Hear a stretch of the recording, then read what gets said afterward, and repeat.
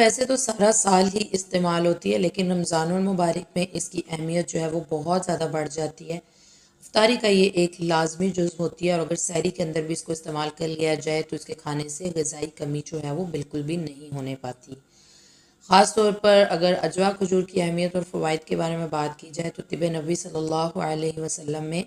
इसका ज़िक्र होने के बाद तो मुसलमानों के लिए ये बहुत ही ज़्यादा अहमियत की जो है वो हामिल हो गई है। तिब नबी सल्लल्लाहु अलैहि वसल्लम के मुताबिक अजवा खजूर की ख़ास अद्वियाती अहमियत है।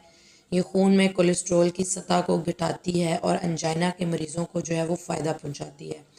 खुसूसन मदीना मुनव्वरा की जो अजवा खजूरें हैं ये कोलेस्ट्रॉल लेवल घटाने में इंतहाई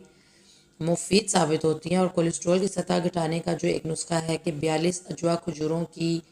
गुठलियाँ उनको पीस कर बारीक सफ़ूफ बनाकर किसी भी एक मर्तबान में रख लें और रोज़ाना